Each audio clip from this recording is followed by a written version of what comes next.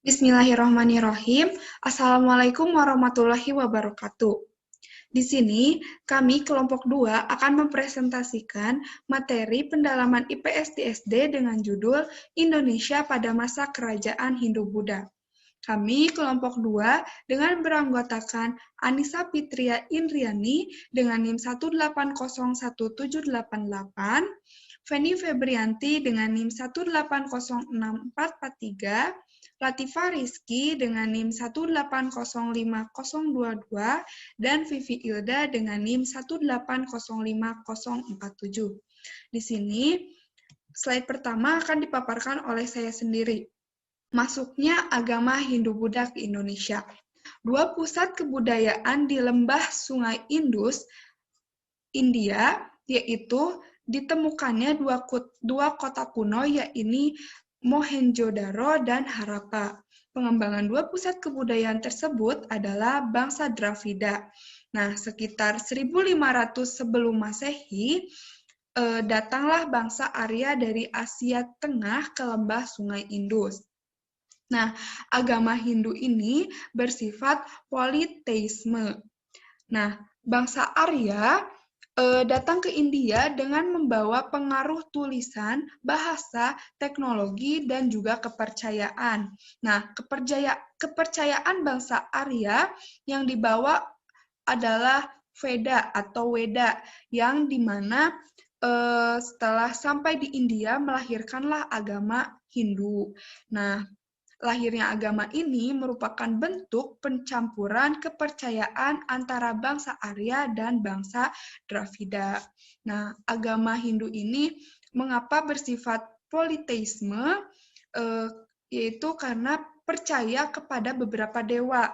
Nah, 3 dewa utama yang dipuja oleh masyarakat Hindu yaitu ada Dewa Brahmana, Dewa Wisnu, dan Dewa Shiva, Dewa Pembinasaan. Nah, ketiga dewa ini biasa kita kenal sebagai sebutan Trimurti. Nah, kitab suci agama Hindu adalah Weda. Nah, kitab Weda ini terdiri atas 4 bagian, yaitu ada Rig Weda yang dimana berisikan pujian-pujian terhadap dewa. Terus yang kedua ini ada Samaweda yang berisi nyanyian-nyanyian suci, dan ada Yazurweda yang berisi mantra-mantra, dan Atharwa Weda yang berisi doa-doa untuk pengobatan. Nah, masyarakat Hindu terbagi dalam 4 golongan yang disebut kasta. Nah, kasta-kasta tersebutlah yang disebut sebagai kasta Brahmana.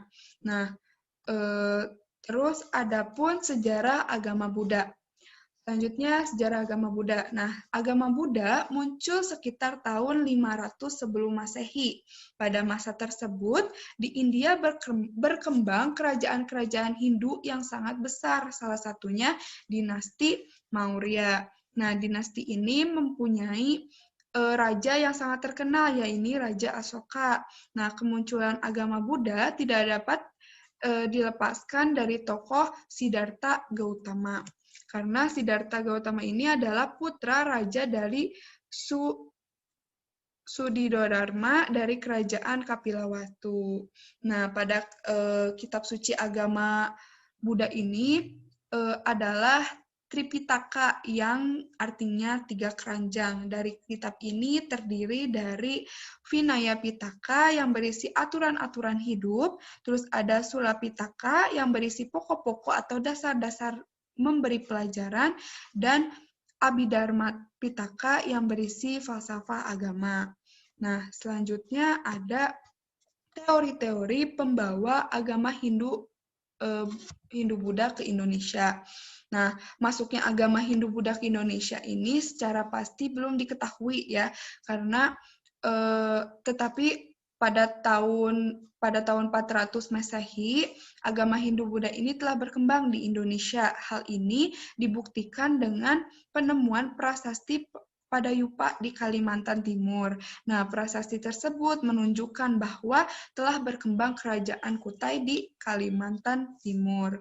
Nah, yang membawa teori-teori itu adalah teori seperti teori Brahmana yang menyatakan bahwa penyebaran pengaruh Hindu-Buddha ke Indonesia ini dibawa oleh kaum Brahmana. Dan ada teori Ksatria yang menyatakan bahwa penyebaran agama Hindu ke Indonesia ini adalah orang-orang India yang berkasta ksatria, dan di Indonesia mereka kemudian mandirikan kerajaan-kerajaan serta menyebarkan agama Hindu. Nah, terus adapun teori Waisya yang dimana teori ini menyatakan bahwa penyebaran agama Hindu ke Indonesia adalah orang-orang India yang berkasta Waisya. Para penyebaran pengaruh Hindu itu terdiri atas para pedagang dari India. Nah, terus ada juga teori arus balik. Nah, teori ini menyatakan bahwa para penyebaran pengaruh Hindu ke Indonesia adalah orang-orang Indonesia sendiri gitu, di mana mereka mula-mula diundang atau datang sendiri ke India untuk belajar bahasa ilmu agama Hindu gitu. Nah, setelah itu mereka kemudian kembali ke Indonesia dan menyebarkan pengaruh Hindu di Indonesia.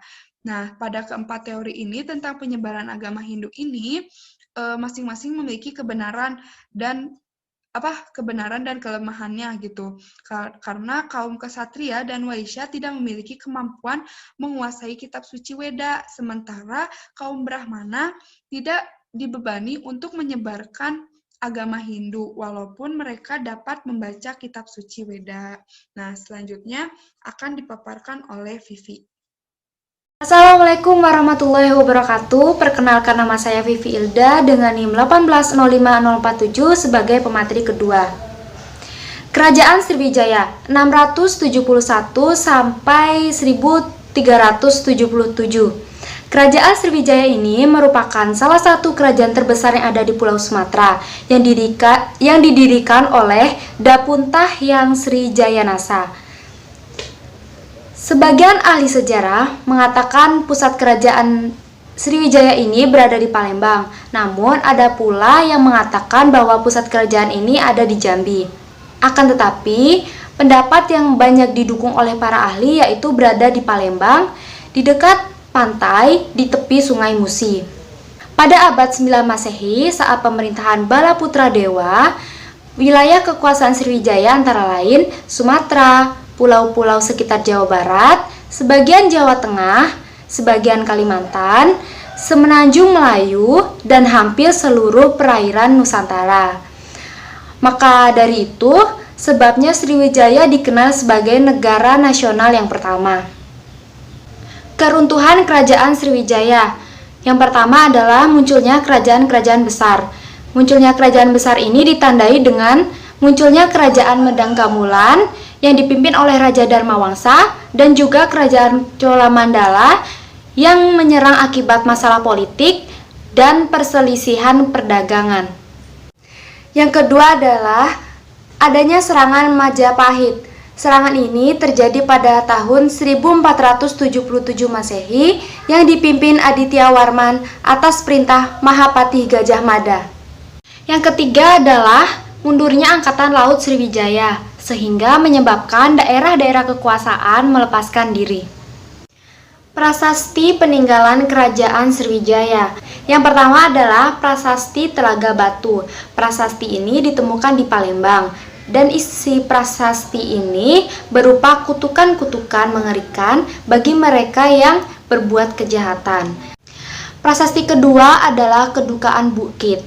Prasasti ini ditemukan di tepi Sungai Tatang di Palembang. Isi dari prasasti ini mengatakan bahwa seorang yang bernama Dapuntah mengadakan perjalanan suci yang disebut dengan Sidayatra. Yang ketiga adalah Prasasti Karangberahi. Prasasti ini ditemukan di Jambi dan isi prasasti ini berupa permintaan kepada para dewa untuk menjaga kedaulatan Sriwijaya dan menghukum setiap orang yang ingin berbuat jahat.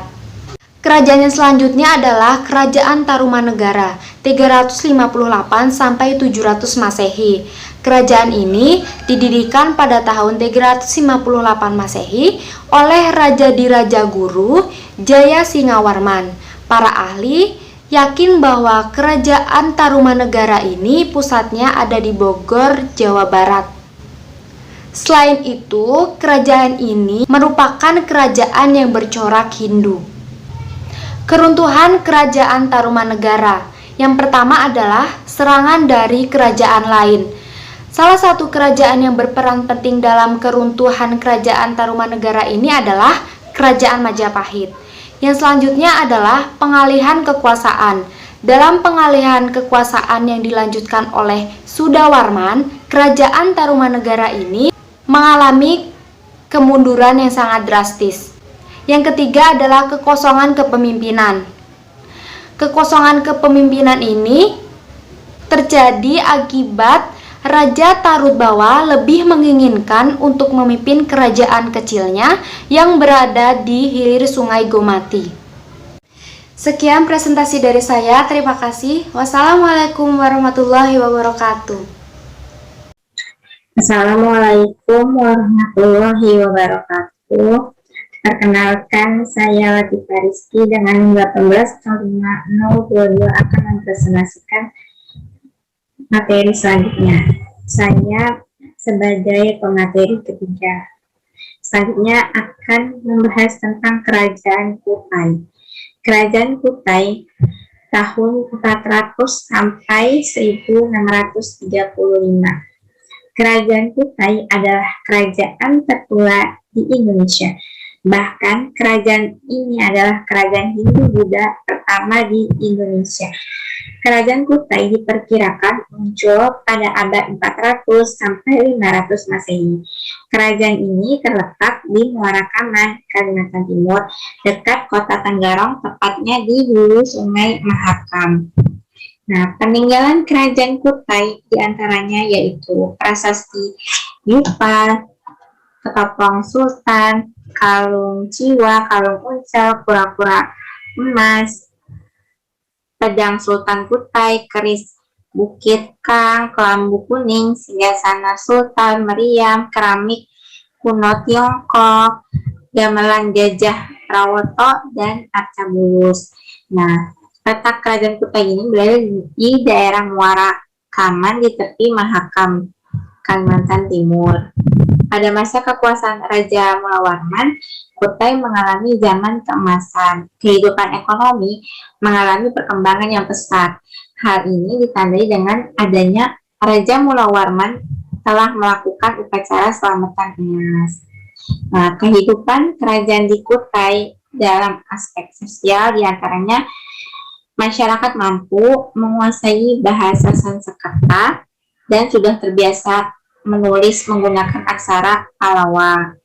Dalam aspek politik, Raja Mulawarman berhasil menciptakan stabilitas politik dengan cara melibatkan golongan lain di dalam kerajaan.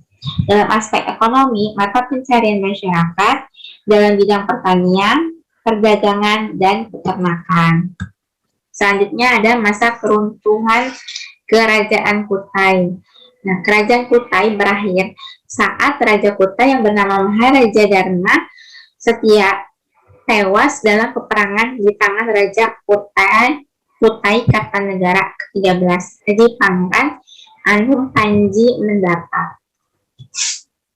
Selanjutnya ada Kerajaan Mataram Kuno.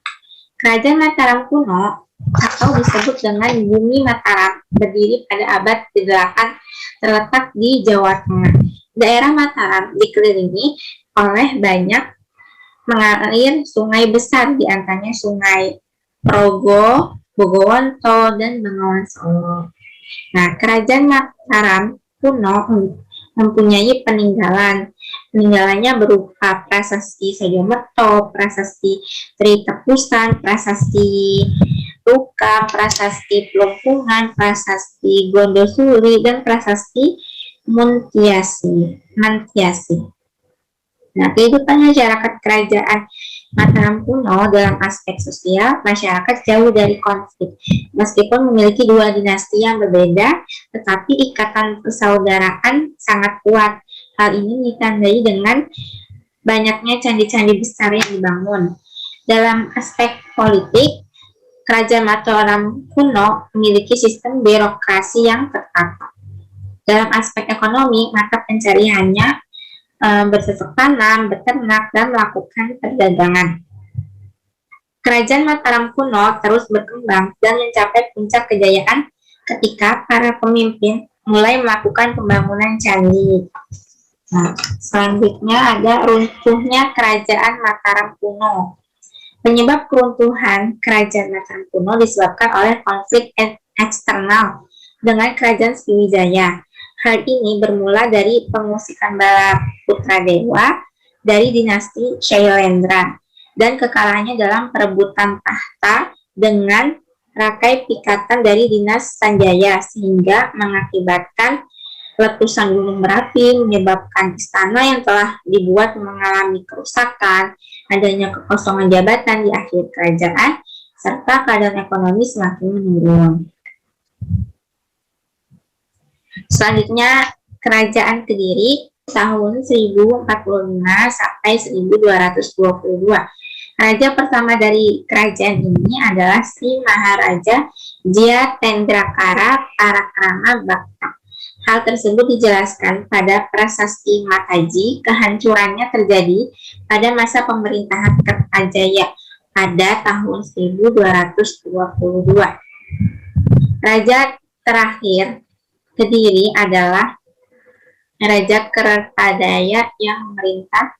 Runtuhnya Kerajaan Kediri yaitu menyebabkan provokasi Ken Arok, terjadinya perang Ganter, berdirinya Kerajaan Singosari.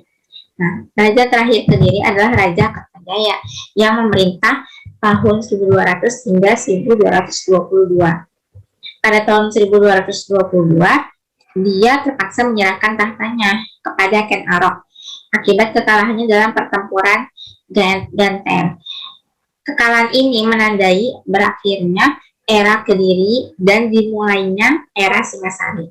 Ken Arok mendirikan kerajaan baru yaitu Kerajaan Singasari dan mulai sebuah dinasti baru yaitu dinasti Rajasa. Ken Arok mendapat gelar Sri Rangga Rajasa Batara Amurwabumi. Nah, peninggalan Kerajaan Kediri berupa Candi Tondowongso, Candi Panataran, Candi Pura, Candi Girigambar, Candi Tuban, Prasasti Pramulan, Kamulan, Prasasti Galunggung, dan Prasasti Jaring. Kehidupan masyarakat Kerajaan Kediri. Kediri merupakan kerajaan agraris maritim. Perekonomian bersumber dari usaha perdagangan, peternakan, dan pertanian untuk masyarakat hidup di daerah pedalaman. Sedangkan yang berada di pesisir, hidupnya bergantung dari perdagangan dan pelayaran. Kediri terkenal sebagai penghasil beras, kapas, dan ulat sutra.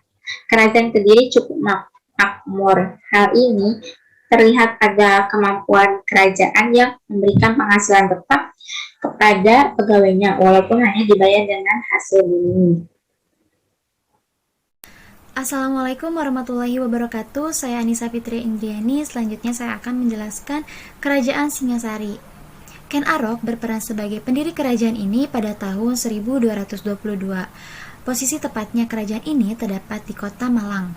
Pada tahun 1292 terjadilah sebuah kudeta dari Jayakatwang yang pada saat itu berada di bawah pimpinan Singasari. Selanjutnya, runtuhnya kerajaan Singasari itu adanya serangan Mongol pemberontakan Jayakatwang. Pada saat Kartanegara sedang berpesta, secara tiba-tiba Jayakatwang menyerang istana kerajaan Singasari. Kartanegara menugaskan pasukan di bawah pimpinan Raden Wijaya dan Pangeran Ardaraja. Nah, Ardaraja itu adalah anak dari Jayakatwang dan menantu Kartanegara. Pasukan Kediri yang dari arah utara dapat dikalahkan oleh pasukan Raden Wijaya. Akan tetapi pasukan inti dari Kediri ini dengan leluasa akhirnya masuk dan menyerang istana sehingga berhasil menewaskan Kartanegara. Peristiwa ini terjadi pada tahun 1292 Masehi. Selanjutnya, Kerajaan Majapahit. Pada masa pemerintahan Raja Hayam Wuruk, kerajaan ini merupakan kerajaan yang sangat kuat dengan penaklukan seluruh Nusantara dan berhasil menguasai sebagian besar Indonesia. Namun setelah Hayam Wuruk meninggal, kekuasaan kerajaan ini mulai menyusut. Majapahit menjadi kerajaan bercorak Hindu-Buddha terakhir di Nusantara. Kemunduran dari kerajaan-kerajaan bercorak Hindu-Buddha di Nusantara dipengaruhi juga oleh munculnya pengaruh Islam di Nusantara. Kerajaan-kerajaan bercorak Islam perlahan menyingkirkan eksistensi dari kerajaan Hindu-Buddha ini. Selanjutnya, kejayaan Majapahit. Ada Maharaja dan Mahapatinya, Sumpah Palapa Gajah Mada, dan daerah kekuasaan Majapahit. Sebagai Raja Majapahit berikutnya semestinya harusnya Gayatri, akan tetapi Gayatri pada saat itu sudah menjadi biskuni. Oleh karena itu, Gayatri kemudian menunjuk dan mewakilkan putrinya yang bernama Tribuana Tunggadewi sebagai Raja Majapahit. Dengan demikian, Tribuana Tunggadewi menjadi Raja Majapahit atas nama Gayatri. Nah, pada tahun 1331 Masehi timbul pemberontakan Sadeng dan Keta di daerah Besuki. Pemberontakan ini cukup berbahaya. Gajah Mada diberi tugas untuk memadamkan pemberontakan itu. Berkat kegigihan Gajah Mada, pemberontakan Sadeng dan Keta dapat dirumpas. Karena jasa-jasanya yang begitu besar, Gajah Mada diangkat menjadi Mahapatih Majapahit. Selanjutnya, asal muasal Sumpah Palapa Gajah Mada itu pada saat upacara pelantikan. Sebagai Mahapati, Gajah Mada mengucapkan sumpah yang kemudian terkenal dengan sebutan Sumpah Palapa. Isi dan maksud dari Sumpah Palapa adalah Gajah Mada tidak akan makan palapa, yaitu garam atau rempah-rempah. Tidak akan bersenang-senang, tidak akan beristirahat sebelum seluruh kepulauan Nusantara bersatu di bawah panji-panji kerajaan Majapahit. Nah, wilayah kekuasaan Majapahit itu sangat luas, bahkan melebihi luas wilayah Republik Indonesia sekarang, yakni mencakup sebagian besar wilayah Nusantara dan Malaysia.